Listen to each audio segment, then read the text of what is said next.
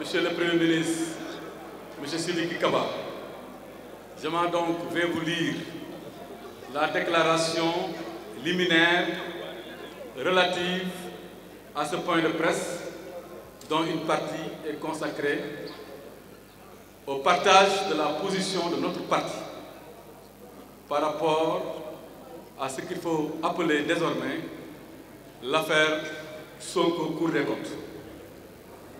La Cour des comptes a publié un rapport sur le soi-disant audit des finances publiques au titre des années 2019, 2020, 2021, 2022, 2023 et une partie de 2024. Le gouvernement, comme nous tous nous l'avons vu, a fini de faire sa conférence de presse. Et comme on s'y attendait,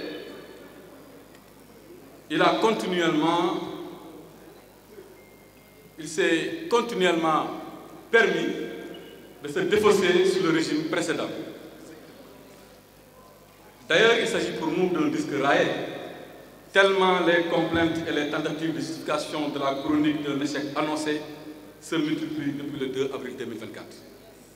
À la lecture du rapport, plusieurs observations s'imposent au sujet de cette nouvelle machination politicienne, dont la seule volonté est simplement la négation du Sénégal. Après avoir promu l'insurrection dans l'opposition, provoqué la mort de dizaines de jeunes et sapé les fondements de l'unité nationale, Ousmane Sonko pose un nouvel acte dans son agenda de destruction de ce beau pays, le Sénégal. Dans l'entreprise de vassalisation des institutions, il était enfin venu le tour de la Cour des comptes, qui a reçu un rapport et à qui on a exigé naturellement un quitus de validation. À travers cette nouvelle cabale, le gouvernement avoue qu'il va échouer, mais qu'il va faire porter la responsabilité de son échec à d'autres. Il appelle ainsi les Sénégalais à n'attendre aucun changement positif pendant que les membres du régime au sommet de l'État continuent à vivre aux frais de la princesse. Ousmane Sonko est un partisan de la fuite en avant. C'est pourquoi d'ailleurs vous ne l'avez pas vu lors de la conférence de presse, ce qui est assez curieux. Lui qui aime si bien les micros. Mais il a toujours trouvé des prétextes fallacieux pour ne jamais faire face à ses responsabilités. Les promesses de rupture, de transformation systématique, pour ne pas dire systémique, ayant fondu comme neige au soleil, lui et son président délégué cherchent par la manipulation à se défausser sur les fonctionnaires de l'État. Des fonctionnaires républicains et patriotes qui servent et qui ont toujours servi notre pays avec compétence et dévouement. L'administration que Ousmane Sonko a toujours méprisée, en la traitant de système, est la vraie cible de cette grossière machination, alors que les fonctionnaires qui n'ont aucune coloration politique sont exclusivement dévoués au service de l'État. Ce rapport de la Cour des comptes, dont la méthodologie et certains contenus brillent par leur caractère douteux et bancal, n'est en fin de compte que la revendication d'un attentat contre le Sénégal et les Sénégalais perpétré par Ousmane Sonko comme toujours. L'APR s'inscrit totalement en faux contre les accusations grossières d'un enfant gâté qui pense que l'exercice de l'État relève de l'accusation permanente, du bavardage sans fin et de l'incompétence érigée en vertu. Si la position dans l'opposition impose la responsabilité de faire face à ce régime, la dignité des républicains exhorte à ne jamais contribuer de quelque manière que ce soit au discrédit des institutions et à la destruction de la réputation du Sénégal. Il est seulement regrettable que certains fonctionnaires de l'État, en particulier d'une prestigieuse institution, aient cédé à l'injonction faite par le Premier ministre de trahir le pays pour satisfaire son ego et justifier son inaction et son échec. Vous trouverez dans ces lignes qui vont suivre quelques commentaires sur les points saillants du document de la Cour des comptes, en vue de montrer à l'opinion nationale et internationale l'étendue de la supercherie et le caractère enfantin de ce régime qui, après s'être opposé dans le mensonge, veut gouverner dans le mensonge, la manipulation et la fuite en avant. Pour ce qui est du rapport, ils ont évoqué le respect du principe du contradictoire. Curieusement, principe rappelé d'ailleurs par le ministère de la Justice, par le ministre de la Justice. Il faut rappeler que le rapport produit par les services de l'IGF et la certification n'ont pas respecté le principe du contradictoire conformément à la loi organique 2012-23 du 27 décembre 2012 sur la Cour des comptes. On le dit.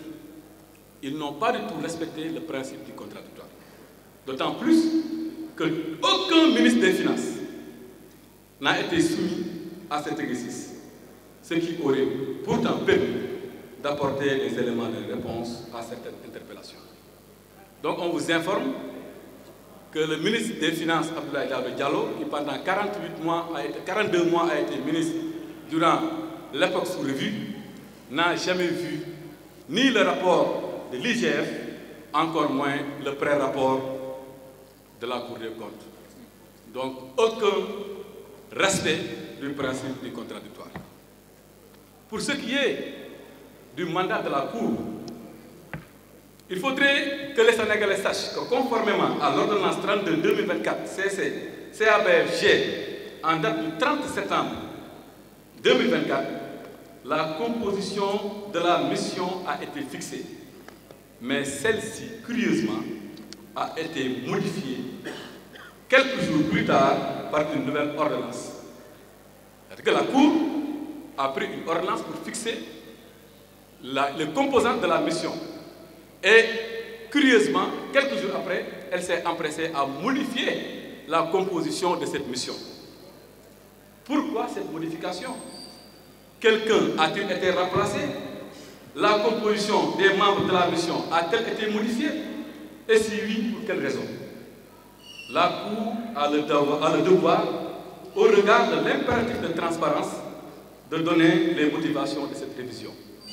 Ce détail-là est assez important, parce qu'il faut se rappeler que nous sommes dans un pays où un médecin peut se permettre de dire que quelqu'un qui est aujourd'hui à la plus haute station de ce pays lui a une fois dit que voilà, il arrive des gendarmes qui sont avec nous. Dans la mesure où ils ont modifié la composition de la mission, il faudrait que nous sachions est-ce qu'ils ont mis ou omis des magistrats qui sont pour ou contre eux. C'est une question fondamentale, une question de transparence qu'on pose et ils ont l'obligation de nous répondre par rapport à cette question. Sur l'absence de mention de détournement ou de sanction, mais nous demandons à tous les Sénégalais de revoir les recommandations de la Cour.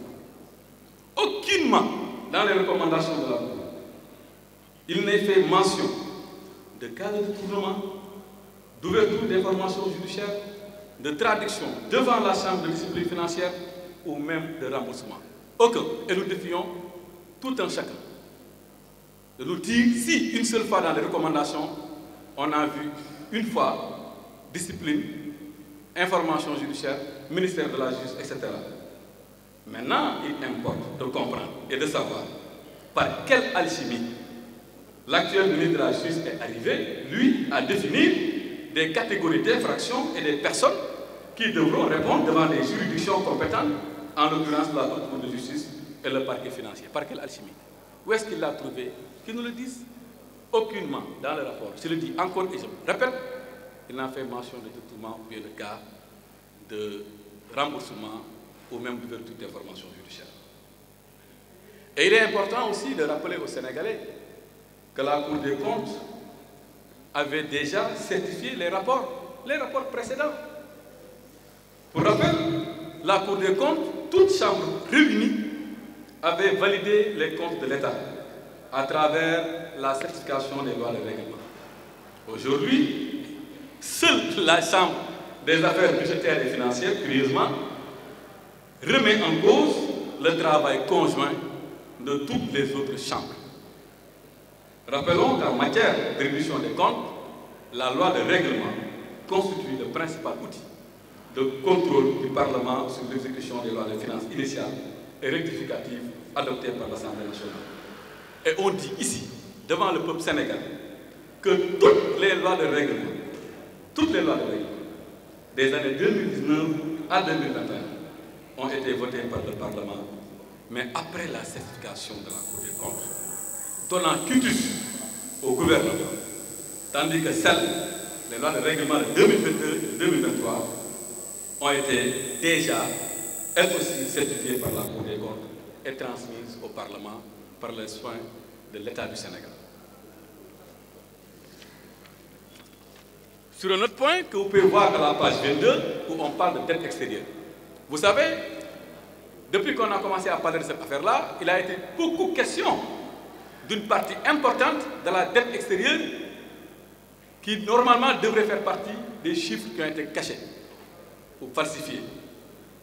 Mais aujourd'hui, l'analyse de la dette extérieure contenue dans le rapport ne nous apporte pas d'éléments nouveaux, d'autant plus que c'est le dernier rapport sur la dette réalisée par la Cour des comptes, dernier rapport qui a d'ailleurs mystérieusement disparu dans la barre de téléchargement du site de la Cour des comptes. Il faut que les Sénégalais le sachent. Depuis hier à midi pile, midi 0 minute, juste après la publication du rapport de la Cour des comptes, la Cour des comptes refuse aux Sénégalais d'avoir accès à l'ensemble des documents qu'elle avait préalablement certifiés pour le compte de l'État du Sénégal. C'est assez curieux. Il faut qu'on le dise. C'est assez curieux. Pourquoi ils refusent aux Sénégalais de voir les autres rapports qui ont été certifiés par la Cour des comptes? Par de machine ou volonté manifeste de vouloir cacher des choses aux Sénégalais, c'est assez douteux et nous interpellons la Cour. Et nous continuons à l'interpeller et nous le mettons à défi. Et nous lui disons que les Sénégalais n'accepteront maintenant jamais de voir ce site enfin disponible une semaine après que les Sénégalais soient déjà intoxiqués. Maintenant, il y a une chose importante que la Cour a dit et qu'eux, ils ne diront jamais. Ils ne diront jamais. Et nous, nous le dirons. Allez à la page 10, à la page 15 et à la page 23 du rapport. À la page 10, à la page 15 et à la page 23 du rapport. Vous allez voir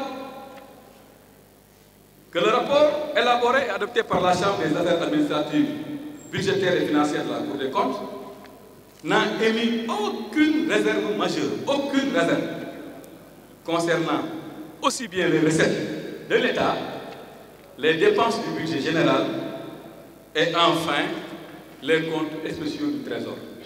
Maintenant, ci olof, Cour des comptes nee na toutes les retracées par l'État et fournies et dont les chiffres ont été fournis par notre gouvernement, aucun souci, aucun problème, conforme à la réalité. Pour les dépenses, conforme à la réalité. Pour les comptes spéciaux du Trésor, conforme à la réalité. Je rappelle que le budget, c'est 4 éléments. Le budget, c'est les recettes, c'est les dépenses, c'est les comptes spéciaux du Trésor et enfin la dette, le déficit. La Cour des comptes dit, ce n'est pas moi qui le dis, c'est la Cour qui le dit. Elle dit à la page 10, 15, 23, aucun problème sur les recettes, aucun problème sur les dépenses et enfin aucun problème sur les comptes spéciaux du Trésor. Maintenant, nous avons vu quelques petites incohérences dans la comparaison des chiffres relatifs au pré-projet. Parce que si la Cour nous a dit qu'il n'y avait pas de problème sur les recettes, qu'il n'y avait pas de problème sur les dépenses, qu'il n'y avait pas de problème sur les comptes spéciaux du Trésor, parce que la Cour a comparé ces éléments-là avec le projet de loi de règlement, conformément à la méthodologie donc du rapport. Et je demande aux Sénégalais de lire la première page, la méthodologie du rapport, pour voir où est-ce que la Cour des comptes tire ses chiffres. Et avec quoi la Cour des comptes compare les chiffres de l'État. Aucunement dans cette méthodologie, il n'a été fait mention de la loi de finances initiale, qui n'est qu'une loi de prévision. Mais curieusement, la Cour s'est permis de comparer les pré-projets avec non pas les chiffres qui sont contenus dans les lois de règlement, mais il s'est permis de comparer les projets et les pré-programmes avec les prévisions de la loi de finances initiale, oubliant même qu'entre 2019 et 2024, il y a eu plusieurs fois des lois de finances rectificatives. Ça, c'est assez curieux, et nous le disons, et nous demandons aux Sénégalais d'aller à la page 21 pour comprendre cette situation. Et pour l'intégration du financement intérieur privé dans le calcul de la dette publique. Parce que là aussi, c'est important de préciser une chose. Ils ont comparé les recettes, ils ont dit gogo, rien à signaler. Ils ont comparé les dépenses, rien à signaler. Ils ont comparé avec les comptes spéciaux du Trésor, rien à signaler. Ils ont dit maintenant, comparons avec la dette. Et je dis ici que pour la dette extérieure, multilatérale et bilatérale, vous pouvez lire le rapport. Aucune difficulté, aucun problème. Ils acceptent que toute la dette bilatérale et multilatérale, les chiffres que nous avions donnés, étaient conformes à la réalité. Madame, si vous regardez le rapport, vous avez beaucoup de dettes pour France le concerne, États-Unis ou le Canada. Parce qu'ils savent que ça, c'est sensible. Parce que ça, si tu y touches, les autres pays vont parler et ils vont expliquer comment ça s'est passé. Si tu y touches, naturellement, comme on l'avait dit auparavant, la BCEAO sera interpellée. Mais comme ils savent que ils n'ont pas voulu parler de ça. Et même pour la dette intérieure, composée d'obligations de trésor et de bons du trésor, ils n'en ont pas parlé. Et eux-mêmes, ils nous ont dit que les chiffres étaient conformes. Mais ils ont préféré nous parler du financement intérieur privé. Et là, on le dit, en l'absence de griefs pertinents sur les chiffres de la dette publique, le nouveau gouvernement a simplement cherché à y intégrer le financement intérieur privé et ses mécanismes de facilitation qui ne sont en réalité que des instruments de gestion de la trésorerie et non des dettes publiques. En langage clair, toute cette littérature autour des prêts contractés auprès des banques commerciales, en vérité, ce ne sont pas des éléments de la dette publique. Pour rappel, la dette publique est constituée de deux composantes. La dette intérieure consistant en l'émission de titres au sein des marchés financiers régionaux et la dette extérieure. Donc il y a un problème à ce niveau. J'y reviendrai de manière beaucoup plus détaillée. Maintenant, sur les immeubles de l'État, ils ont parlé d'immeubles de l'État, allant même jusqu'à dire que le building administratif aurait été vendu. Comme rappelé dans le dernier paragraphe de la page 34 du rapport, j'invite les Sénégalais, par rapport à cette question, d'aller à la page 34 et de lire et refuser qu'on leur force les choses en les balançant simplement un tableau. Il y a le tableau, mais avant le tableau, il y a toute une littérature de la Cour des comptes qui a expliqué ce qu'il y en est par rapport à cette question. Je dis bien que ces biens ont été vendus à la SOGEPA. Comme que nous savons que ces militants, ils savent que nous sommes bons. Si nous sommes SOGEPA, nous avons une société générale pastifienne, nous avons une société privée. La SOGEPA est la société de gestion des patrimoines de l'État, détenue exclusivement par l'État. Et c'est la loi qui crée la SOGEPA, la loi 2022-36 du 22 novembre 2022, qui permet à l'État, à son article 4, que les gens peuvent voir, aller sur Google, télécharger la loi 2022-36 du 22 novembre 2022, aller à l'article 4 de la loi qui dit qu'il est permis à l'État de faire un transfert à la SOGEPA par cession ou à titre gratuit ou onéreux. État mooy jaay mooy jënd olof ne lan ginaar ak i cuucam ki nenam borom ginaar moom État moo jël jox SOGEPA ku moom SOGEPA État ku moom immeuble building SOGEPA kon ku moom building ku moom building c'est clair État moom building te article 4 dafa expliquer dinaa si ñëwaat en wolof mu gën a leer. Maintenant, pour ce qui est de la qualité du rapport du nouveau gouvernement. Est-ce que les Sénégalais savent que même ce nouveau gouvernement a été épinglé pour falsification de chiffres par la Cour des comptes? Et je le dis plusieurs fois dans le rapport, la Cour des comptes a dit, ministère des Finances, vos chiffres ne sont pas conformes à la réglementation, vos chiffres ne sont pas conformes à la loi de règlement. Parfois même, curieusement, il est avéré des fois où le ministère des Finances, on a dit à l'IGF que tes chiffres ne sont même pas conformes aux chiffres produits par le Trésor, qui est une entité du ministère des Finances. Madame Trésor avec ministère des Finances, avec IGF, ñoom ñëpp seen lay ministère des Finances. IGF wax lii, Trésor wax lële. Dinaa leen jox ay page yu leer ngeen gis ko. Pour ce qui est de l'encours de la dette de l'administration centrale, et je vous donne des cas, allez à la page 26, vous allez lire. Nee nañ leen seen chiffre bi baaxul ñoom seen bopp xanaa ñoom dañ doon falsifié wala leen dal moo ñu dal njuumte wala ñàkk xam wala falsifié. À la page 26 allez lire. Man xam nga ñun APR doomu président Macky Sall ñu su lay wax duñ la ne barki démb am na kenn ku ma wax ñun dañu naan demal page 26 tu verras que la Cour dit mais monsieur il y a 81,29 milliards bi nga wàññi ci li règlement waxoon soo demee ci règlement bi lu ñu am foofu moo ëpp ñoom li ñu proposé ne looloo fa am mu ne ko déedéet yow da nga wàññi yow da ngay nëbb 81,29 milliards donc suñuy wut ay nëbbkat nañ ko wét ci ñoom dinaa si ñëwaat.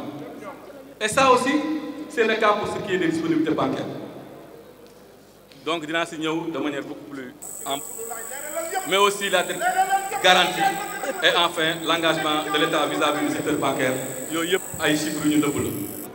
Donc voilà en résumé ce que je voulais dire en français et je vais conclure et résumer en wolof. Il faut que Sénégalais yi xam ñun lu tax ñuy génn di wax ndax soo waxee ñu ne comme que dañu wax ne dañ leen di topp ci yoon dañ leen di waaj a jàpp ñoom ñëpp dañoo jóg taxaw Ousmane Sonko ñun dañuy wax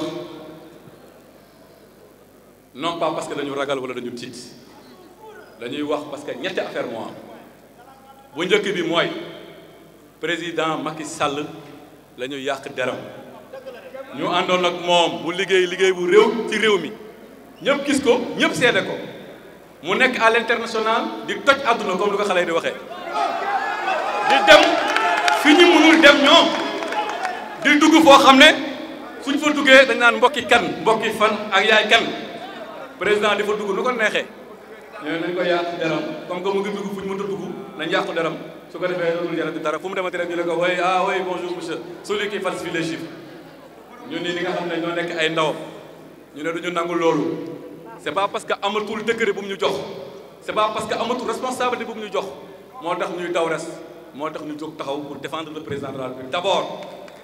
Ensuite ñuy défendre son bilan ndax bëgguñu luñ bëgg xam nañ ko ñoom liñ bëgg mooy saa yoo waxatee rek waxu TER BRT ñu ne BRT beeg TER bi dugal nañ ci 1 milliard waaye si lañ profité pour sàcc 1 milliard pour gàkkal suñu liggéey ci réew mi te liggéey bi nag ñoo ko liggéey mu métti lool ñu sonn lool sama gars yaa ngi nii nelawuñu chaque jour ñu doon liggéey ñu liggéey ko 12 ans nga bëgg ko gàkkal loolu moo tax ñuy kaas loolu moo tax ñu génn ragaluñu bu mujj bi nag te ngeen may ma nopp ma wax lu gën a tax ñu siy wax mooy dañoo gàkkal as gor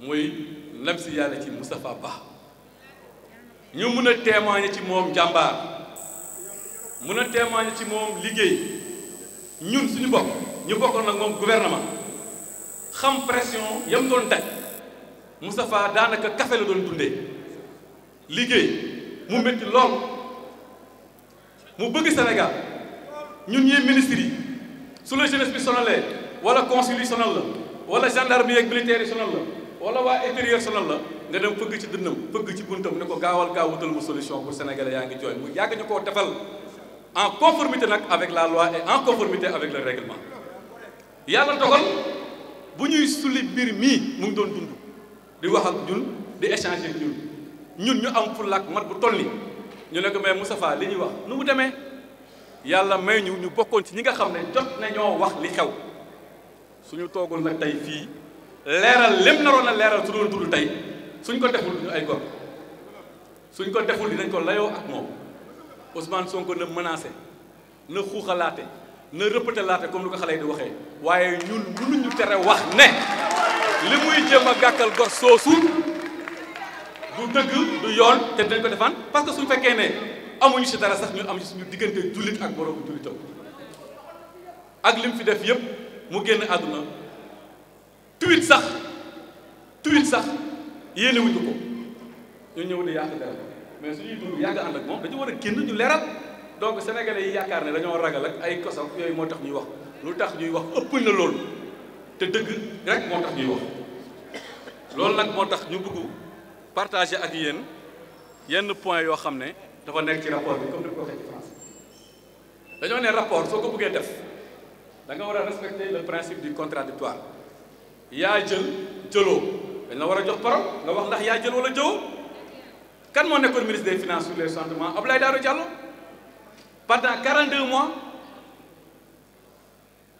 gisul rapport IGF gisul rapport Cour des comptes lan moo tax loolu lu tax laaj ñu ko xalaatam lu tax ministère des finances bii ko Cour des comptes joxee mbir mi ne ko expliquer lu tax jëlul mbir mi jébbal ko Abdoulaye Daouda Diallo mu leeral expliquer kon lu bëri lu ñuy wax tey foofu da nga koy gis ci rapport bi mais defuñu ko dañ ko nëppal répondre yëgul tinul loolu est-ce que principe du contradictoire la loolu def yaa ma neex la maay moom maay rapport maay épinglé maay recommandé maay def lu ma neex loolu quand même respecté wul principe du contradictoire may leeralaat encore que ne soo liiree rapport amul fenn koy gis ñu ne diw bii wala diw bii épinglé nañ ko wala war nañu ubbi information judiciaire contre moom amul fenn foo ko gis ci rapport ku ko gis rek na ma ne page bii la curieusement nag suñu gisee ministre de la justice mu génn sànq ne waaw dinañu ubbi dinañu woote dinañu condamné dinañu tëj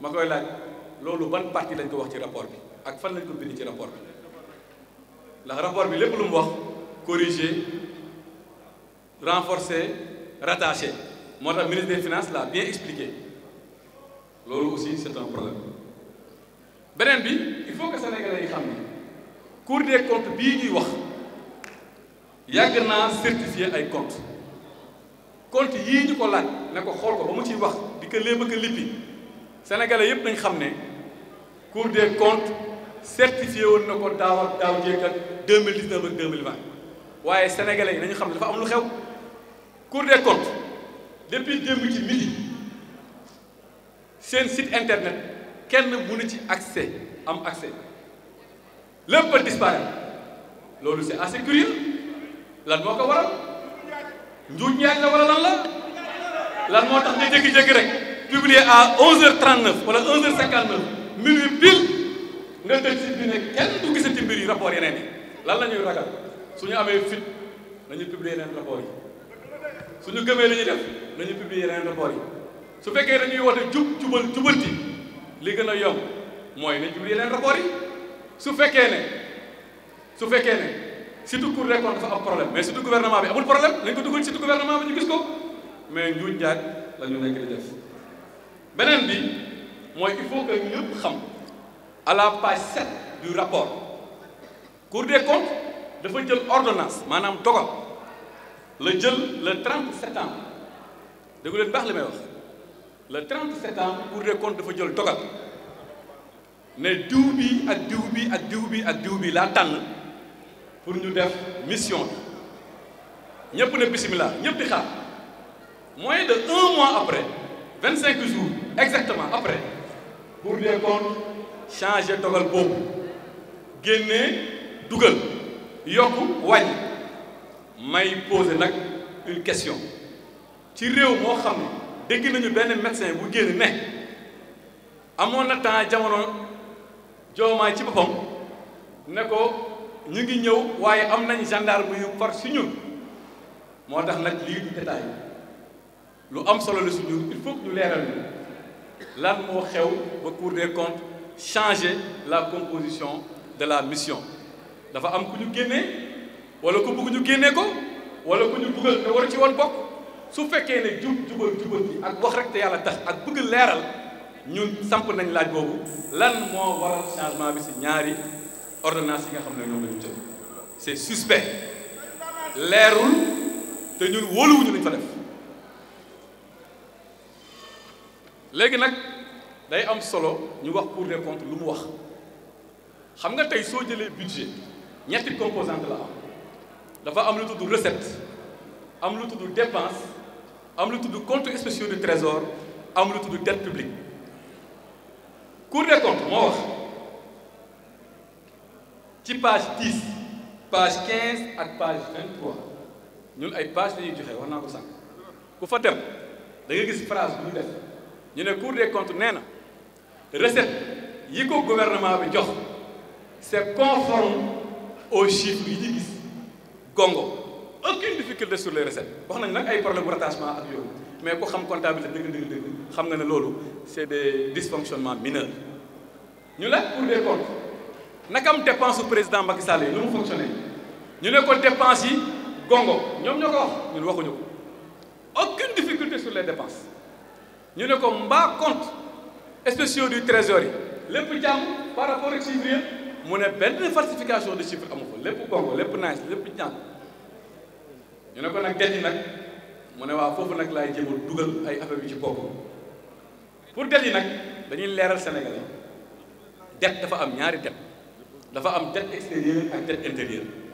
dette extérieure bi dafa am dette multilatérale ak dette bilatérale amul benn yoon ci rapport Cour des comptes bu ñuy incriminer la dette multilatérale maanaam dañoo leb banque mondiale falsifié ko dañoo leb FMI falsifié ko dañoo leb banque de France falsifié ko loolu waxuñu ko de yooyu yëpp nee nañ gongo maanaam dañoo ne këccët leen ci France këccët leen ci États-Unis këccët leen ci Canada ndax nag ñoom soo leen ci boole beneen coow lay andi te soo leen ci boole banque centrale il faut mu leeral ñu ne ñu ñoom yooyu moom bu leen ko ci boole ñu ñëw ci dette intérieure ñu laaj leen lii tax ñu xam dette intérieure muy bon du trésor ak obligation du trésor daanaka ñu wax ñu ne foofu amul problème waaye comme que nag il fallait que ñu wax loo xam ne moom la ngóor sa Sonko di kontaanee ñu ne nañ dugal ci mbir mi ay affaires yu ci bokkul mooy lan mooy dette bi ñuy wax nga xam ne du dette bokkul ci dette musul bokk ci dette lim doon mooy ay avance de trésorerie rek yu mel noonu maanaam état bi leb na 100 milliards mu ngi xaar 100 milliards 100 milliards bi ñëwagul mu dem ci banque bi ne ko du gis nga ne sama 100 milliards baa ngi waaj ñëw mu ne waaw mu ne ko ñamal ma ci 20 milliards bu mën a doxal sama liggéey loolu lañu boole cumulé ko tuddee ko dette te fekk nekkul dette et d'ailleurs ñun ñu ngi leen di laaj di leen poser question ndax nag ci réew mi lañ dëkk ñoom buñ fi ñëwee ba léegi def nañ loolu wala defuñu ko nañu wóor qu'ils nous parlent les yeux dans les yeux ils ont usé oui ou non des avances de trésorerie des découvertes oui ou non Sonko ñu ngi lay laaj lan nga financé say élection 20 milliards yi foo ko jëlee da ngaa bëgg mu jub rek waxuñu foo jëlee 20 milliards yi da ngaa dem gis banque yi ñu jox la oui ou non su fekkee loolu la mooy yaa ngi ŋàññ loo xam ne yaa ngi koy def waxuma loolu la de yéen la ñu war a leeral ñun sénégalais pour ñu xam te nag leerul de ndax barki déew la suñu député yii posé leen question orale ne leen lan moo tax décret d'avance bi nga xam ne moom la ñu financé élection yi lan moo tax présenté woo leen ko assemblée boobu léegi lan moo tax andi woo leen ko assemblée pour ratification lan moo tax ngeen violé l'article 20 ou 22 de la LOLF buy demander à ce que soo jëlee décret d'avance dès la prochaine loi de finances da nga ko war a ratifier lan moo tax ñu ratifier ay 50 millions ay 20 millions waaye lan moo tax ratifié wuñu 20 milliards yi nga xam ne dañ ko leboon jëmee ko ci élection yi lan moo tax xamuñu lu xew de yéen lañ bëgg ngeen leeral ñu te je pense que su fekkee da ngeen bëgg exercice de transparence foofu ngeen di commencer jour boo leen ñu waxee ne 20 milliards yi financé ngeen ko ci ay ressources propres de l'État jour boo leen ñemee wax ñu war ñu kii ñu gis ne 20 milliards yi yéen a ngi ko financé ci dette extérieure wala dette intérieure aux yeux en tout cas de tout le monde boobaa dinañ mën a wax ak yéen ci lii loolu aussi c'est une question fondamentale boo xam ne bëgg nañ ko wax ak yéen maa ngi bëgg guddee mais je pense que c'est important ñu préciser les points benn par benn. beneen bi may wax ci li nga xam ne nag moo lëmbee réew mi wax naa ko sànq ci français xaw si ñambaat ci wolof démb ba léegi yaa ngi leen di dëkk président Macky Sall dafa jaay ba jaay building président Macky Sall dafa jaay ba jaay direction générale des douanes président jaayul dara président moo mettre en place une société qui s'appelle Société de gestion du patrimoine bâti de l'État ki koy jiite mu ngi tudd Elimane Pouye actuellement moom moo ko jiite Elimane ibaadu nga waxatu dëgg nga génnal nga leeral dañoo jaay à un privé wala dañoo jaay à la SOGEPA. Question, SOGEPA appartient à qui? Exclusivement à l'État, oui ou non? Xam nañu doon tontu loolu mais ñun am nañu réponse bi. La SOGEPA appartient exclusivement à l'État et l'article 4 de la loi qui crée la SOGEPA dit clairement ku nekk mën nga ko vérifier ku nekk mën nga toog sa kër def Google bind loi portant création SOGEPA nga dem lire article 4 article 4 dafa ne État créé na SOGEPA État moom SOGEPA à 100% État nag comme que dafa ne SOGEPA yow yaa ma war a gérer say patrimoine article bi ne État am nga possibilité jaay SOGEPA wala am nga possibilité may SOGEPA État moom ginaaram ginaar gi am ay nenam wax naa ko sànq ginaar ki nenam ak ki cuucam borom ginaaram moom SOGEPA n'est pas une société privée c'est une société publique exclusivement et entièrement détenue par l'État du Sénégal waaw ana jaay ba kon mais xam nga ñoom seen gars yi respecté wuñu leen pour ñoom jànguñu amuñu xam-xam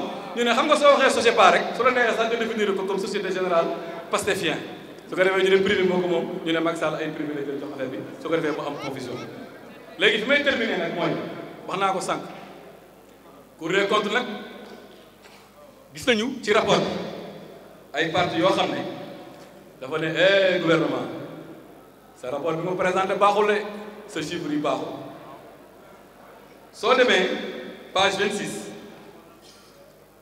bu ñu présenté en cours de la dette publique ñoom bu ñu présenté ne en cours de la dette publique lii la Cour des comptes da leen tontu ne leen juum ngeen fàtte ngeen 81,29 milliards yoo xam ne gouvernement Macky Sall wane na ko ci loi de règlement donc ñoom 81,29 milliards yoo tax ñu fàtte ko wala ñoom ñoo tey fàtte ko wala dañ ko doon nëbb wala ñàkk xam-xam moo tax waxuñu ko donc su amee ku Cour des comptes épinglé soo demee page 26 da ko fa gis da nga gis ne ñoom bokk nañ ci ñuy épinglé loolu aussi bokk na ci disponibilité bancaire de l'État yi fii nag dafa xaw a xorom moo tax ma bëgg ngeen déglu ko bu baax fii madame le ministre dafa xorom monsieur le ministre à la page 26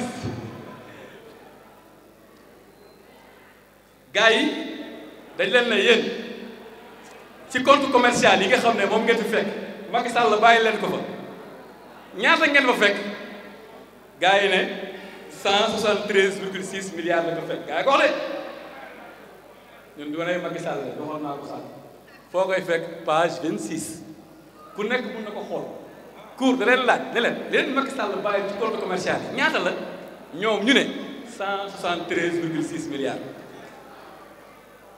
ñu ne waaw waaye doole leen ñu seede dañuy laaj ndeyu mbi liggéey xam nga kan moo nekk ndeyu mbi liggéey direction générale du trésor ñu ne trésor yéen bu fi Macky Sall bi jógee ñaataa fi ne woon trésor ne leen 263,9 milliards ana 110 milliards yi kuy nëbb kuy falsifié non li may wax page 26 la nekk ku nekk mën na ko dem xool Cour des comptes tontu leen ne leen yéen ñaar ñëpp doole leen la seede xam fan laa jëm ca banque yi ngeen ko déposé effectivement c'est possible ñaata nga am banque mu ne damay dem laaj banque ya ndax su ma leen laajee dañ ma wax bu ñu demee laaj banque ya daanaka le trésor wax la ñu wax donc ñoom la banque ya wax ak ñoom la ñu déclaré woon am na différence de 100 milliards loolu dëgg la c'est à la page 26 kon kuy nëbb ay chiffres kuy falsifier ay chiffres kuy jaxase ay chiffres lii page 26 la ñoom ñoo ko bind ñoo ko wax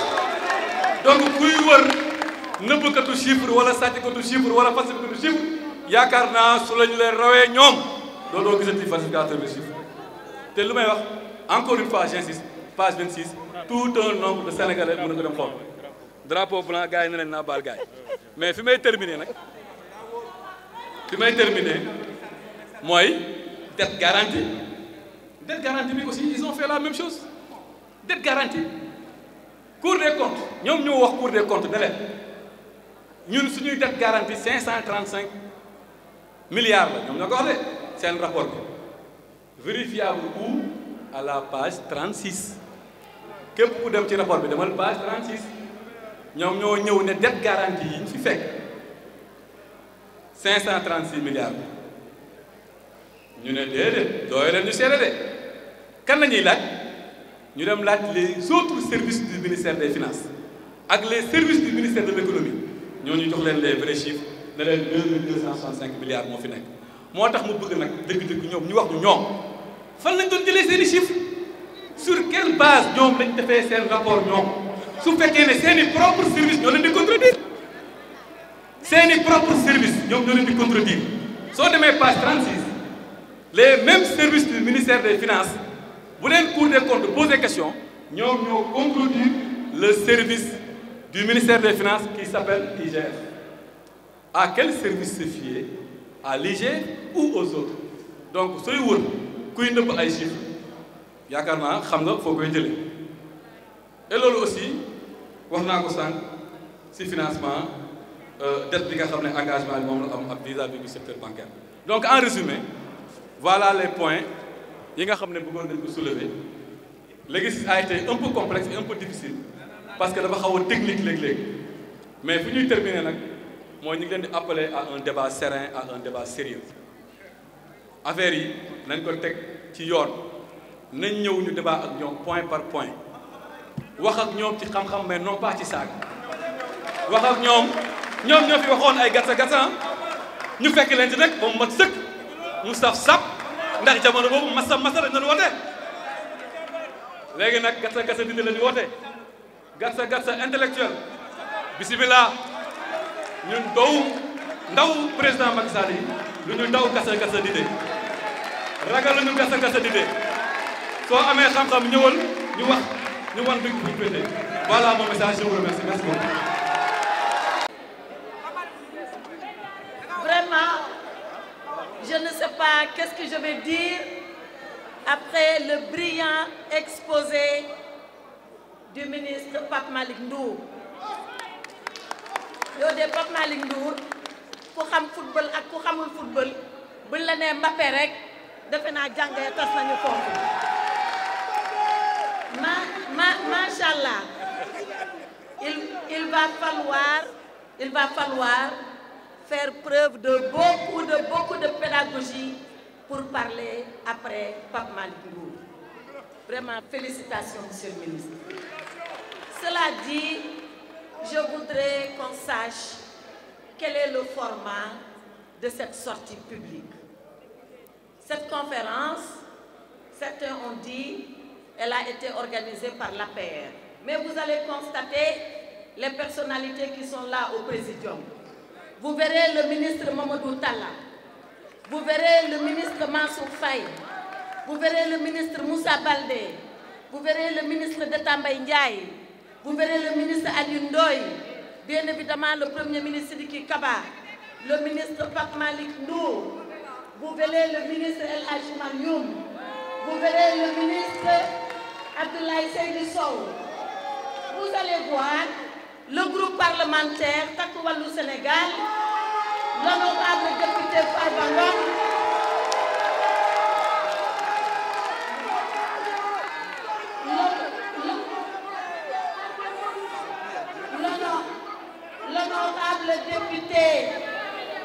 l'honorable député Abdou Mbow, et vous verrez et vous verrez avec nous, et on me signale que le ministre d'État Augustin Tine est là, et on me signale que notre frère allié, le ministre d'État Babacar Gaye est là. Donc en réalité, le ministre Mongom est là. Donc le ministre Birame Faye est là. Qu'est-ce que cela veut dire? Cela veut dire que c'est l'ensemble du gouvernement de Macky Sall qui fait face à la presse. Oui, le commissaire Keïta qui est là, effectivement, notre allié également. Donc vous verrez que c'est l'ensemble du gouvernement du président Macky Sall qui est là, que ce sont l'ensemble de ses alliés qui sont là, et c'est tous les Sénégalais de bonne volonté qui sont soucieux de transparence, de clarté et de vérité qui sont là. Alors pourquoi nous sommes là? Nous sommes là parce que le gouvernement a commandité un audit des finances publiques à la Cour des comptes. Le rapport de la Cour des comptes, il est intitulé « Audit sur la situation des finances publiques, la gestion de 2019 à 2024 », c'est-à-dire toute la période du second et dernier quinquennat du président Macky Sall. Mais personne n'est contre que la Cour des comptes fasse cet exercice. Personne. Parce que nag bu ko kenn fàtte. Cour des comptes bu toogee ba agsi fii tey ba doon li mu doon am doole bu mu am sañ-sañ bu mu am président Macky Sall moo ko gën a samp dëgëral ko jox ko ay jumtuwaay ne ko ay ca demal nga liggéey. Cette personne-là, si elle avait quelque chose à cacher, si elle avait quelque chose à faire qui n'est pas conforme avec les prescriptions édictées par la loi, il n'allait pas mettre en place cet organe de contrôle des gestions successives de ces gouvernements successifs. Or, que nous dit ce rapport? Et notre excellent collègue Pape Malick Ndour l'a dit. Ce rapport, nous le rejetons 3 fois. 3 fois nous rejetons ce rapport. Nous le rejetons d'abord sur la forme, nous le rejetons sur le fond et nous le rejetons sur la finalité. Comme par hasard, c'est 3 F qui se suivent, la forme, le fond et la finalité. Sur la forme de ce rapport, Pape Malick Ndour l'a dit. Mais nous, on sait comment les audits se passent. Pour auditer quelqu'un, on fait l'exercice. Une fois qu'on a fini, on dit à la personne auditée, voilà ce que j'ai trouvé. Qu'est-ce que tu en penses? Et la personne fait ses observations. Et une fois que la personne a fait ses observations, la Cour des comptes sort son rapport définitif. Dans cette affaire, jamais, au grand jamais, les ministres des Finances des gouvernements de Macky Sall, Amadou Ba, Abdoulaye Daouda Diallo et Yarhamou Moustapha Ba, que Allah l'accueille au paradis, jamais on a dit à l'un quelconque d'entre eux, qu'est-ce que vous pensez de cela? Personne. On a fait comme si l'interlocuteur de la Cour des comptes, c'est toujours les services du ministère des Finances avec les nouvelles autorités politiques. Voyez, pour ne pas que de la rey, comme donc, le principe du contradictoire a été violé et de façon flagrante par la Cour des comptes. Ce n'est pas ce qu'on peut appeler un audit. Toujours sur la forme. Moi, j'ai été étonnée parce que quand le rapport, on l'a eu, moi, j'ai tiré un document physique. Vous ne verrez aucune signature dans ce rapport. Qui a signé ce rapport? Qui a fait ce rapport? On nous a dit la Cour des comptes, d'accord? On nous a dit la chambre budgétaire administrative, d'accord? Mais qui là-bas? Qui? Il y a ici le nom du président. C'est là dans le rapport. Et le président, il s'appelle Bakou. Mais Bakou n'a jamais signé ce rapport. Il ne l'a jamais signé. Où est le rapport signé par Bakou? Qu'on nous le donne. Au moins que ce rapport ait un auteur. Mais dans le milieu de nous, on fini de préparer, ragal ko assumé. Ragal ko assumé. Man de mo xé dara dina ko signé. Ma xamni li man mako def li motax ma def ko te ma signé ko ñep xamni man la. Donc sur la forme, voilà les deux lacunes et graves lacunes de ce rapport.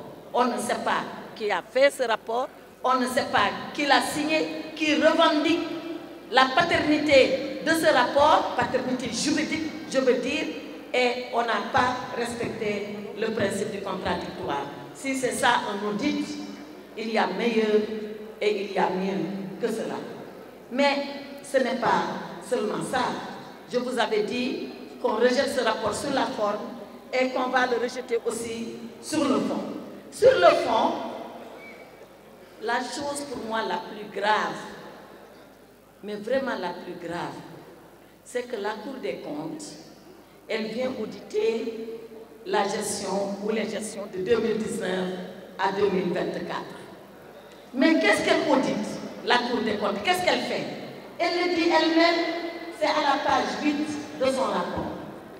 La Cour des comptes dit, excusez-moi, je vais sortir la page 8. La Cour des comptes dit, objectif de l'audit. Qu'est-ce qu'elle veut faire? Elle dit, l'objectif général de l'audit est de s'assurer que le rapport produit par le gouvernement rend compte fidèlement de la situation budgétaire et financière de l'État de 2019 à 2024. Mais la Cour des comptes, de 2019 à 2023, mais elle a vu la situation budgétaire et financière de l'État elle-même. Donc elle est en train de faire un travail qu'elle a déjà fait dans le passé. Mais lu waral loolu lan moo xew ba muy dem di baamtuwaat liggéey boo xam ni moom defoon na ko ba arriver à des conclusions qui sont contraires. Personne ne comprend cela. Alors lu fi xew parce que le régime bi dafa changé. Et la Cour des comptes, en regardant les états financiers de 2019, 2020, 2021, 2022, 2023, la Cour des comptes a tout certifié. Elle a certifié tous ces comptes-là. Et quand elle les certifie, elle nous dit que c'est conforme, que c'est bon. Parce que le ministre Pape Malick Ndour a parlé de la loi de règlement. La loi de règlement, c'est quoi? La loi de règlement, c'est la loi qui donne quitus au gouvernement de sa gestion. Qui dit au gouvernement, voilà, on vous avait voté un budget en 2019. Vous avez exécuté le budget en 2019. Nous sommes 2020, nous analysons le budget tel qu'il a été exécuté. On trouve que tout est conforme. Cette loi-là, elle est votée par l'Assemblée nationale. Mais avant que l'Assemblée ne vote, il faut que la Cour des comptes certifie. Tant que la Cour des comptes ne certifie pas, l'Assemblée ne vote pas. Voilà, maintenant, c'est cette même Cour des comptes qui a accepté les comptes, qui les a déclarés sincères et vrais. C'est la même Cour des comptes qui revient faire un audit pour dire j'ai trouvé ceci, j'ai trouvé cela. Qu'est-ce qu'il faut penser de la Cour des comptes? C'est la raison pour laquelle Pape Malick Ndour a audité l'audit de la Cour des comptes. Parce que nag tey fu ñu toll nii ñoom ñi lañ war a auditer ñoom ñi nangu woon ba pare dellu weddi waat seen bopp ñoom dañoo weddi seen bopp tey. Mais la loi de règlement, qui peut aller au-dessus d'elle?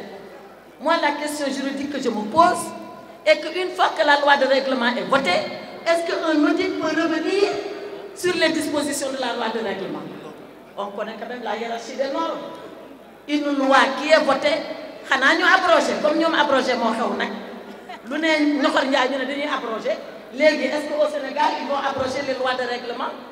Amul dara lu mu ne nekk ci kaw loi de règlement te loi de règlement yépp Cour des comptes certifié na leen assemblée voté na leen ba mu des la celle de 2022 qui devait déposer qui avait été déposée en 2023 kon boog lan mooy wax ji lan mooy wax ji c'est quoi le problème? Puisque la Cour des comptes a certifié, est-ce qu'elle est en capacité de revenir juridiquement, légalement sur des lois de règlement qui ont été votées? Voilà le problème de fond que pose ce rapport d'audit. Mais il y a d'autres questions de fond également qui font que nous, on s'arrête à comment la Cour des comptes a procédé. Allez aux pages 25 et aux pages 26 du rapport. Parce que nous, comme Pape Malick waxee, ñun chaque fois bu ñuy wax dara danga si teg sa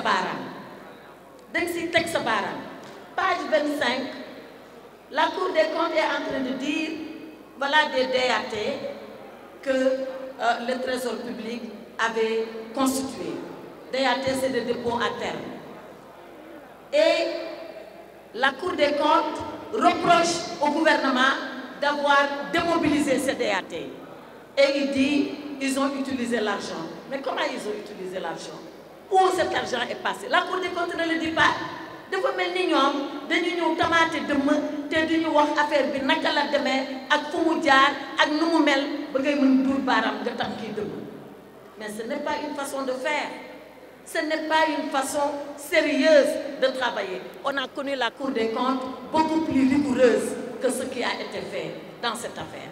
Beneen bi may wax Pape Malick wax na ko mooy quand la Cour des comptes fait comme si on a vendu les immeubles de l'État parce que jaay nañu immeuble État nit ñi xëy ñu rek wax ko dañ koo lire ci rapport bi à la page 26 la Cour des comptes dit on a procédé à la vente des immeubles. Mais tout le monde sait que cette vente-là ni ko Pape Malick waxee sotti ci la rek ak xawma ak def ci sotti ci la rek ak def ci mais c'est comme si tout ce qui a été fait dans le sens de jeter les gouvernements successifs du président Macky Sall à la vindicte populaire. Mais on n'acceptera pas d'être victime de ce jeu-là. Et c'est là où je voulais venir à la finalité. La finalité de ce rapport boo ko xoolee ba nga xoolaat ko nga càmbar ko ba nga càmbaraat ko benn rek la mooy di jéem a salir bilan président Macky Sall.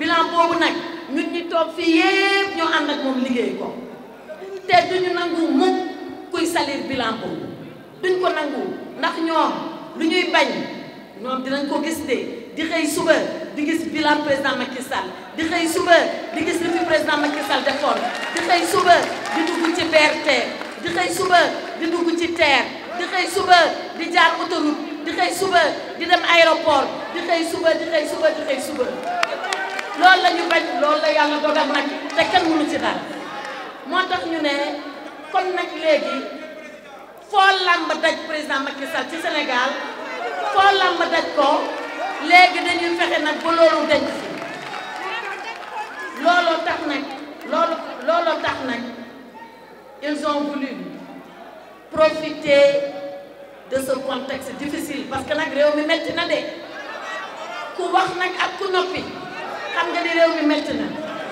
te it ñu ngay waajal ñun en tout cas ñu ngay waajal pour les musulmans ñu ngay waajal Ramadan te ku ne xam na période bu metti la te loolu yëpp ñu xam ne mu ngi jub si ñu ne nañ am lu ñu sànni nit ñi ñu jàpp ci di ko ŋawte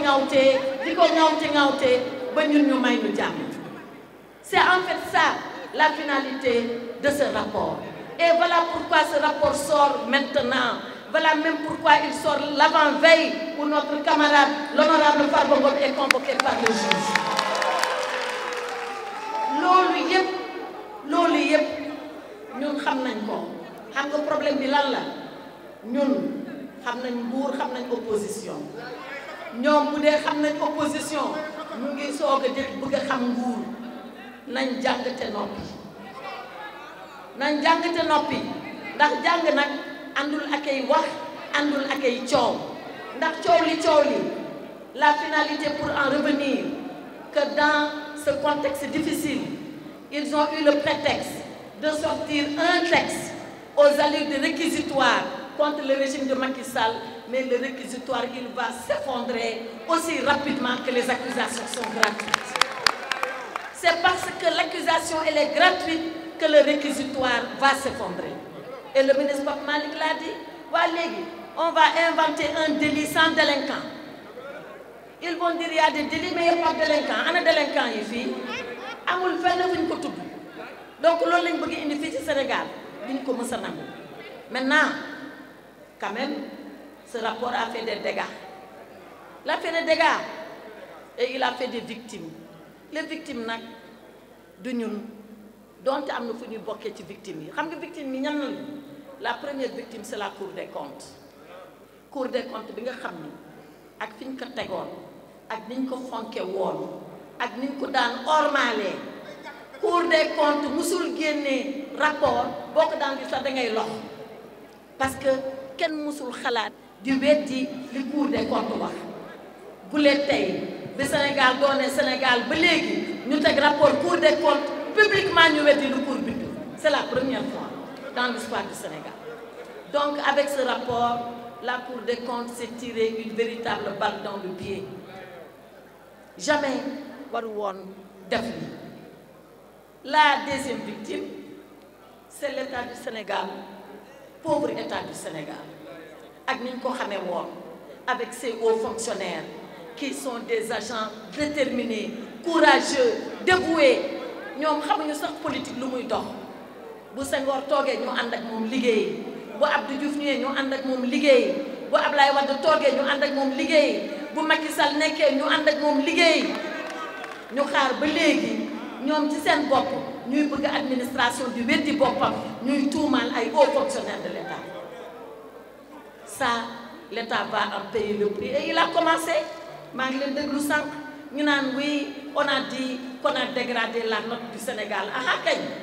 On l'a dégradé ñoom la léegi ñu ngi naan waaw waa FMI bu ñu ñëwee ba kiiwu juin bi bu ñu demee waxtaan ak ñoom mais ali kàll gi ñoom la coow bi ñoom ñoo ko indi te ñëpp wax nañ ko xaalis daa bëggul coow te kii xaalisu alalu état la bu fekkoon ni sax am na lu fa xew bu fekkoon ni sax am na lu fa ñuul gouvernement bu responsable balaa wax day jëf ba pare régler ba pare defar ba pare génn nag ne aha man de fekkoon naa nangam ak nangam mais defarat naa ko noonu lay gouvernement sérieux crédible noonu lay doxalee mais pas nii génn yuuxu man damaa defoon ne rapport bi bu génne rek asamaan si dina mbàbb ci kaw suuf si tellement que ñu ngi ko doon wax ay bii rapport ay bii rapport ay bii rapport ana mu zéro la montagne a accouché d'une petite souris.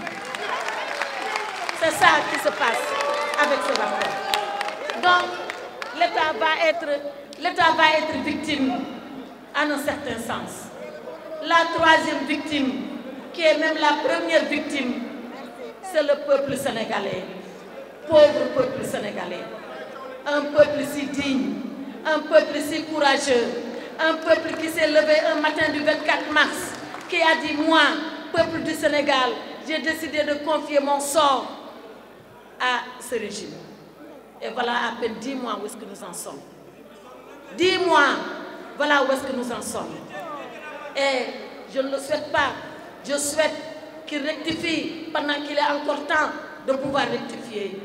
Mais lii xeeñul neex de. Lii nii xeeñul neex. Et on ne sait pas où est-ce qu'on va aller avec ça. Et quand je pense au peuple sénégalais, il y a une image qui me vient à l'esprit, Monsieur le Premier ministre. Monsieur le Premier ministre, il y a un écrivain qui s'appelle Samuel Beckett, qui est un Irlandais et qui a écrit une œuvre reconnue mondialement comme étant une grande œuvre. Ce livre-là s'appelle En attendant Godot. En attendant Godot. Waaw kuy Godot? Godot mooy koo xam ni dañ ko doon xaar ko mu defar lépp xaar ko ci lépp laaj yaakaar ko ci lu ne ñu toog di xaar Godot ñu toog di xaar Godot ñu toog di xaar Godot ba tey Godot dikkul Godot defarul Godot waxul. Donc ce gouvernement-là c'est en attendant Godot. C'est en attendant Godot. Ndegam gouvernement en attendant Godot nag ah yàlla nañu yàlla may xolu muñ. Yàlla nañu ko yàlla may de. Yàlla nañu yàlla may xolu muñ ñu xam nag lii feem ñu ngi fii ñoom ci nii rek la ñuy nekkee mais nag loolu yépp bu amee dafa am loo xam ne nag duñ ko mës a nangu mooy président Macky Sall liggéey bu mucc ayib bii qu'il fait ce bilan extraordinaire à la tête du Sénégal et nous sommes témoins, nous qui étions avec lui tous les jours de la semaine, voir comment il a géré le destin de ce pays, voir comment, avec efficacité, avec son tempérament et sa qualité d'ingénieur. L'ingénieur, c'est celui qui cherche réponse à toutes les difficultés. L'ingénieur, c'est celui qui apporte la solution à tous les problèmes. Et Macky Sall est un ingénieur à la tête du Sénégal. Loolu nag lañ bëgg nag mu dem fii te du fi mës a dem lii mu def dafa dugg taarixu Sénégal kenn mënu koo génne. J'avais dit à Podor, quand le président Macky Sall était venu à l'époque, lancer encore ces grands travaux de désenclavement de l'île à Morphée. Je lui ai dit, Monsieur le Président, vous êtes l'homme à la parole rare et aux actes incontestables. Vous êtes l'homme à la parole rare et aux actes incontestables. Macky Sall restera cet homme à la parole rare. Pour ko xaar ci wax di nga xaddi parce que du la mës a topp. Mais c'est l'homme aux actes incontestables. Moo tax ma ni chaque matin du monde, ils verront le BRT, ils verront le TER, ils verront l'aéroport, ils verront les autoroutes à péage, ils verront les autoroutes. Chaque matin du monde, ils verront Macky Sall, ils rencontreront Macky Sall. Et ce n'est pas des rapports qui vont remettre cela en cause. Je vous remercie.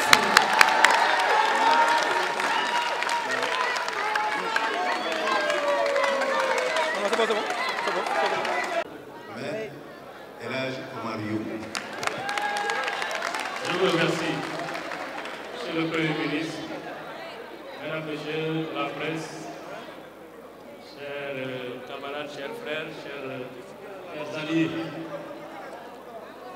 Je ne vais pas revenir sur le rapport de la Cour des comptes, parce que je pense que notre frère Pape Malick ainsi que notre sœur Aïssata ont bien fait les comptes avec la Cour des comptes.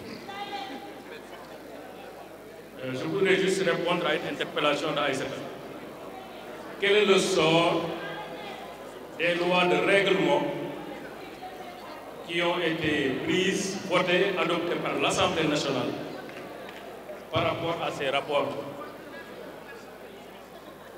La réponse est dans l'acte 48 de la loi organique 2020-07 adoptée par l'Assemblée nationale, qui dit de manière très claire que les lois de règlement déterminent les montants définitifs des recettes et des dépenses ainsi que du résultat budgétaire qui en est issu. Ça veut dire simplement que ces rapports ne peuvent pas remettre en cause une loi et c'est normal. C'est la même Cour des comptes, selon la loi organique qui l'organise, qui assiste le président de la République, assiste l'Assemblée nationale. C'est la même Cour des comptes quand on doit faire une loi de règlement qui engage une procédure de certification des comptes en tant que juge des comptes et juge des comptables publics pour dire à l'Assemblée nationale que les documents comptables qui m'ont été remis sont conformes, sont bons, sont sincères et que vous pouvez procéder au vote pour adopter la loi de règlement. Donc, il est évident que la même Cour des comptes hier a pris des actes pour dire que les chiffres sont bons. C'est la même Cour des comptes aujourd'hui qui semble dire, dans une contradiction qui a été relevée par Pape Malick Ndour, qu'il y a de la chose à regarder dans les comptes qui ont été présentés. Allez voir maintenant qui croit. Nous, on préfère croire à la Cour des comptes qui a certifié sans aucune pression, sans aucune demande préalable venant de politique, les comptes de l'État du Sénégal, à une Cour des comptes qui a audité un rapport dans des conditions qui viennent d'être décrites par mes devanciers. Ceci étant dit, il m'a été demandé de vous faire un compte rendu dans l'affaire de notre honorable député, le lion de Agnam, l'enfant prodige du Fouta, honorable député Farba Ngom. Nous avions toujours dit haut et fort, sans être contredit, que son dossier procède d'une commande politique Aujourd'hui, les avocats sont allés l'accompagner devant le juge. Je ne vais pas revenir sur cet aspect judiciaire qui concerne l'instruction et les échanges que nous avons eus. Donc, vous comprenez bien que les deux avocats expérimentés qui sont à droite et à gauche ne vont pas me permettre justement de violer la loi. Et ce qu'il faut comprendre, et je pense que M. Aïssata a essayé un peu de l'ébaucher, on est en train de noyer le poisson. On nous sort un rapport à la fin de l'audition de Farba. L'objectif poursuivi, c'est simple. Voilà, eux tous, c'est des voleurs, à commencer par le président, les ministres, les directeurs généraux, etc., y compris Farba Ngom, qui était le maître d'orchestre de tout ce qui a été volé. Mais cette affaire ne commence pas aujourd'hui. Cette affaire n'a pas commencé en février 2025, ma soeur. Parce que ce qu'on sait de l'affaire Farba Ngom, c'est au moment où on demande la levée de l'immunité parlementaire. C'était en février 2025. En ce moment, alors qu'en septembre 2024, précisément le 24 septembre 2024, alors qu'aucun juge d'instruction n'a été saisi, aucun procureur n'a été saisi, parce que lui-même, dans ses lettres adressées à l'Assemblée nationale, précise de manière claire que c'est sur la base d'un rapport de décembre 2024 qu'il a demandé la levée de l'immunité parlementaire de Farba Ngom. Donc il n'y avait pas d'instruction, il n'y avait pas d'enquête préliminaire, aucune institution de police ou de gendarmerie n'a été saisie. Et pourtant, curieusement, en septembre 2024, des policiers en civil sont allés à Diamniadio, au verger de Farba Ngom, pour justement défoncer les portes et fenêtres, faire de l'investigation que j'appelle de la perquisition irrégulière, pour simplement avoir des documents. En ce moment, il n'y avait pas de rapport de CENTIF. En ce moment, il n'y avait pas de juge d'instruction. En ce moment, aucune plainte n'a été déposée, ni à la police, ni à la gendarmerie. Donc l'affaire, c'est une affaire dans l'affaire, comme le disait l'autre. Et j'ai ici le procès verbal de l'huissier de justice Jean-Baptiste Kamaté, qui l'atteste. Parce que sinon, on va dire non, c'est Oumar Youm qui parle comme ça, mais en fait, il n'y a eu rien. Cet incident, nous l'avons constaté par procès verbal établi par l'huissier Jean-Baptiste Kamaté le 24 septembre à 15 h, le 24 septembre 2024. L'huissier a interrogé l'agent, le gardien qui était au niveau de la propriété de Farba Ngom. Il dit ceci. Il s'appelle M. Biri Alissi.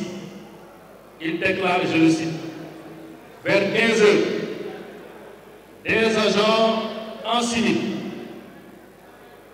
munis de leur carte professionnelle, sont entrés dans la maison, ont défoncé des portes et des fenêtres, fouillé des chambres et ils ont tout filmé.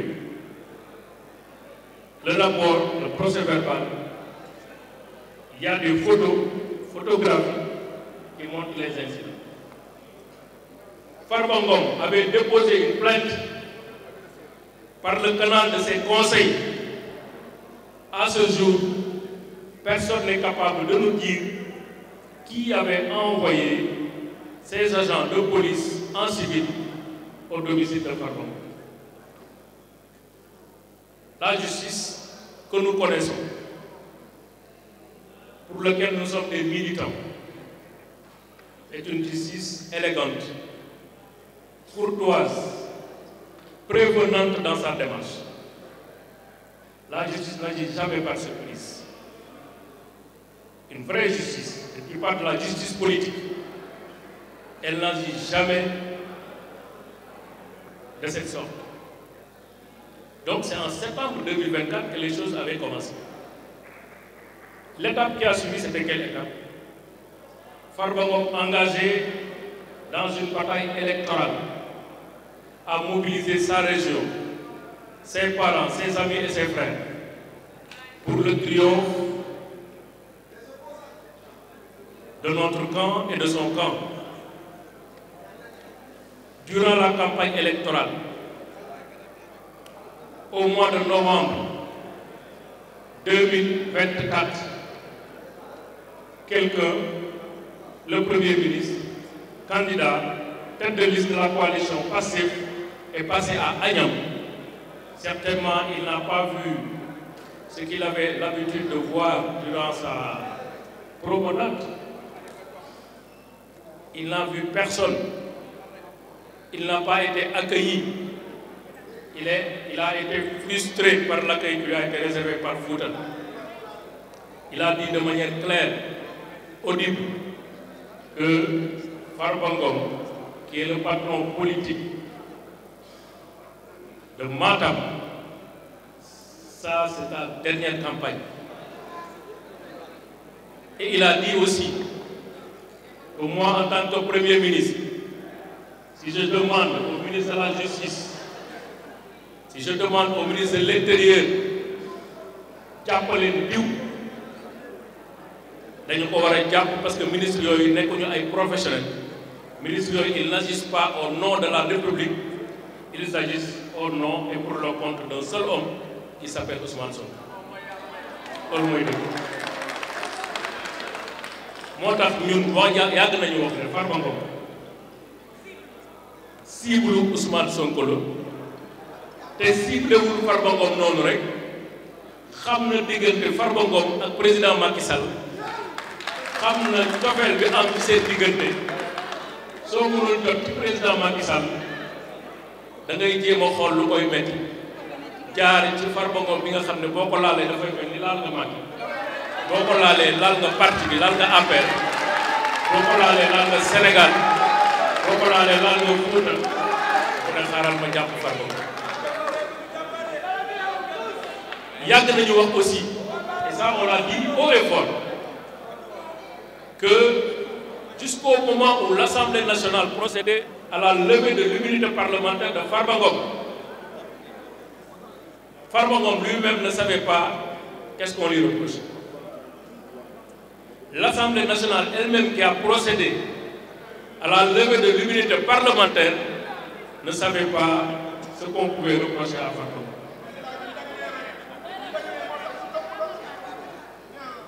Or, une procédure pénale, ça repose d'abord sur une information préalable. Ça repose sur le principe du contradictoire. Ça repose sur le respect des droits de la défense qui sont sacrés, consacrés par notre Constitution.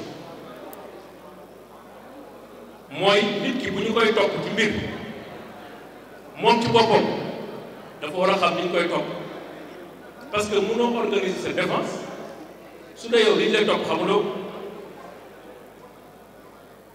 tey nag dem nañ ci juge d'instruction jàpp nañ ne li ñu doon wax démb ak bërka démb report bi am tey de 15 jours pour ñu mën a respecter les droits de la défense confirmé na ne li ñu doon wax démb ak bërka démb mooy dëgg nag. parce que li tax ñu pose ko du dara lu dul permettre ñu ak suñu client ñu xam lan la ñuy reproche.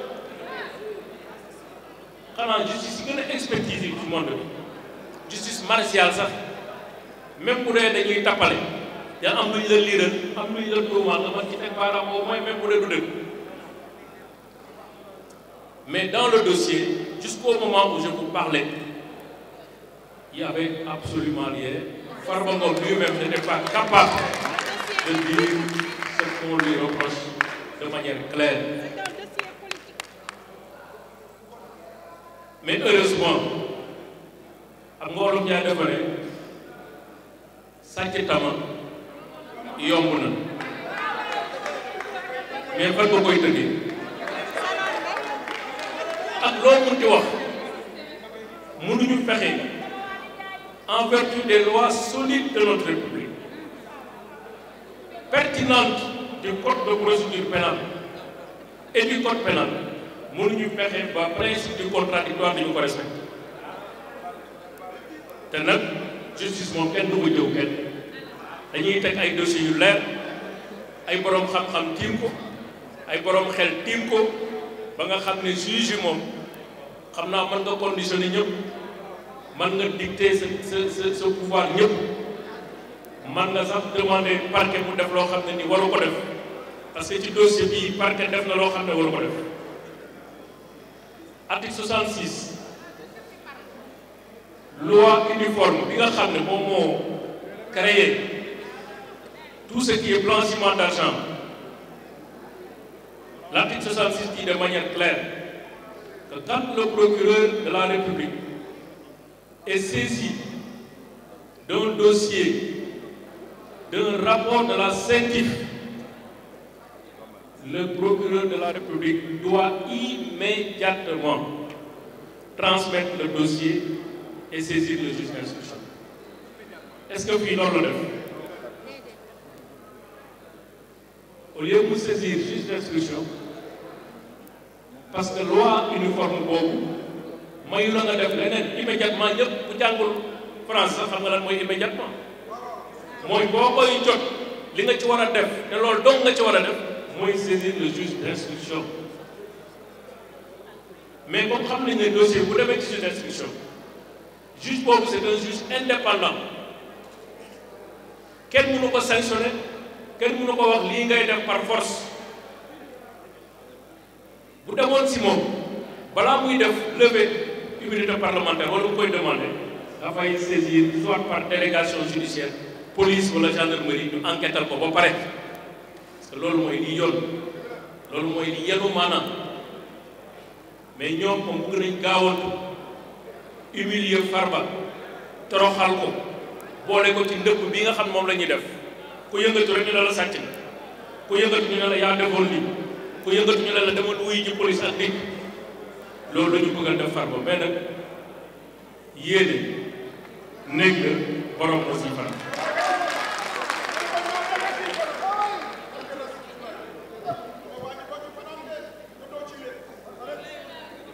moo tax jël nañu sunuy matuwaay yëpp du ma dugg nag ci dossier bi tey kii wax du nekk maître yu avocat de Farba mais damay wax en tant que responsable politique militant de l'APR suma appréciation sur ce qui est politique.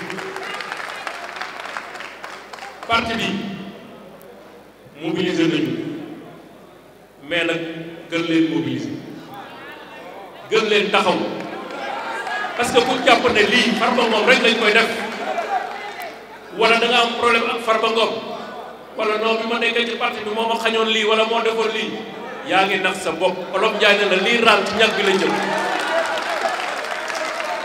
lii ñun ñëpp bi militant APR wala allié wala xarit wala soppe da nga ko war a def sa yëf yi bopp parce que dossier bi ay dossier tàppale la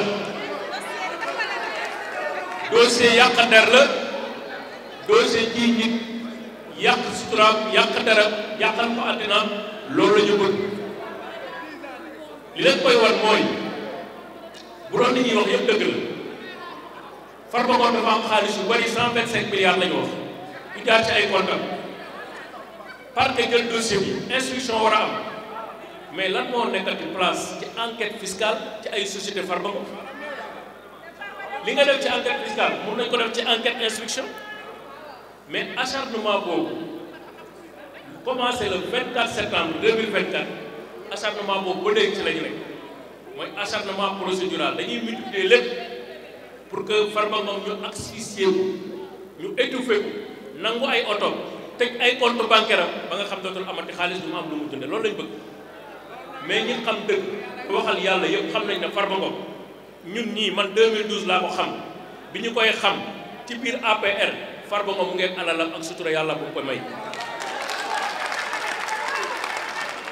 loolu dëgg la këram bi mu nekk tey bu ñu ko évaluer mu nekk ay milliards këram googu balaa ñun ñuy ñëw ci nguur gi am na ko fa la dëkkoon.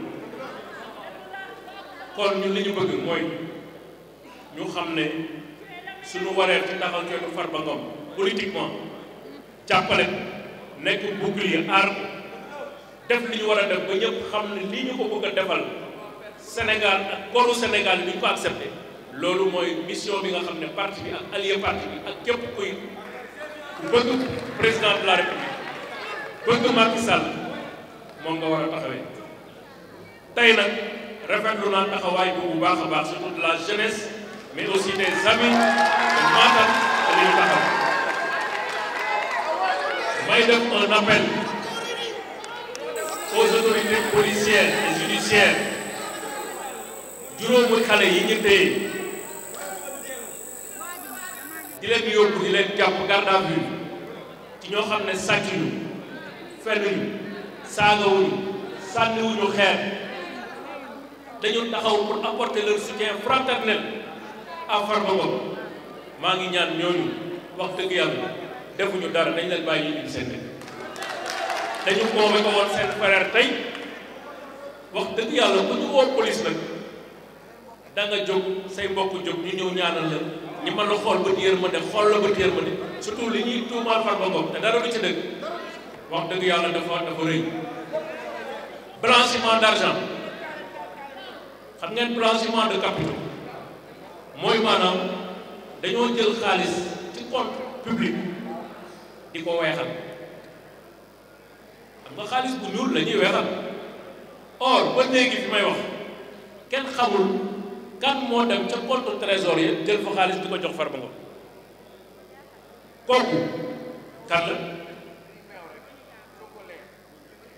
moo tax wax dëgg yàlla blanchiment d'argent mënu fi am escroquerie mënu fi am leneen mënu fi am xam nga lan moo fi am Farba Ngom la ñu soxla politiquement bu ñu ko jàppee boo moytu sax mën nañu jàpp ay mbokkam boo moytu mën nañ jàpp rakkam wala magam boo moytu nañ xool base yi ñan ñoo fa am doole war fa taxaw avant Farba Ngom ñu boole leen ñoom ñëpp dugal leen ci kaso bi waaye nag pexe affaire u nit la waaye sunu borom moom pexe bu am ci sunu borom moom la ñuy dégg Farba nekk tey ak ëllëg ci dëgg pour que Sénégal bi ñu xam cette république voyante que nous avons hérité de nos anciens Senghor, Abdou Diouf, Abdoulaye Wade, hier Macky Sall, que cette république entre les mains du président Diomaye reste encore aux côtés, à côté, devant, avant, derrière ses enfants du Sénégal.